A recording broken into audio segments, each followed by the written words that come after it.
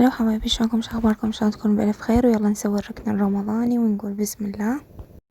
اول شي جبت اعواد 3 وربطتهم سوية ربط زين، وهذا الهلال اني سويته، وهاي الشغلات كلها اشتريتها من الانترنت. طبعا خليت لكم باخر الفيديو صفحات البنية اللي طلبت من عندها.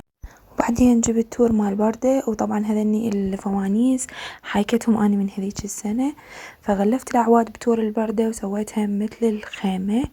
وهنا جبت نشرة نجمة وهلال وربطتهم على اعواد الخشبية، ومن بعدها فرشت المفرش والهلال وحطيت الفوانيس وعلقت الشموع. طبعا جاي احكي لكم وانا مريضة كلش، فراح انشر لكم فيديوهات اني مسجلتها قبل لا اتمرض، لكن من بعدها ما راح اقدر يمكن اقطع بيكم فترة.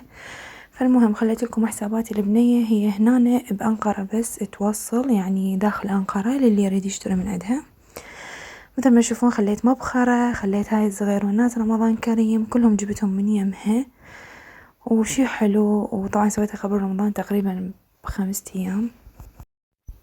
وبعدين نهاية الفيديو طلبتها من الانترنت قاعدة مال القرآن. احنا عندنا وحدة بس جبتها لونها نيلي بلون الطقم مال المخاد، وخليت عليها القيم، لان احنا بشهر رمضان عامة وحتى بالاشهر العادية كل احنا نلزم ختمات يعني بالبيت، اني والولد والوالدة. فحبينا نستفاد من هذا الركن انه يحسسنا فعلا باجواء رمضان واحنا بالغربة، خاصة هنا قليل عندهم اجواء رمضان، مو مثل العراق ولا بعض الدول الثانية.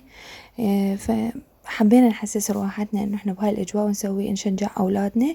طبعا هنا جبت هاي نجمة وهلال وخليتها على البردة، وهاي البيوت اللي يشوفوها على الحائط طبعا هذني مالت الطيور البلابل اللي عندي.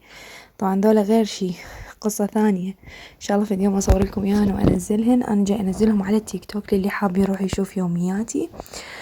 ولهنا حبايبي بس حبيت افيدكم واريدكم تندعولي، لان قلت لكم صحتي كلش تعبانة وغايبة عنكم، بس احب اصور لكم. انا هواية صورت لكم فيديوهات ذيك الفترة بس ما لحقت امنتجها. طبعا هذني بوتيك عائشة، هذا هو اللي طلبت منه، وهاي صفحتها الثانية هم راح اخلي لكم اياها. ان شاء الله يكون عجبكم الفيديو، وارجع واقول لكم ادعولي ان شاء الله ارجع بالسلامة واقوم من هاي مرضتي، واصور لكم فيديوهات هواية ووصفات وشغلات كلش هواية، واقول لكم في امان الله ورعايته.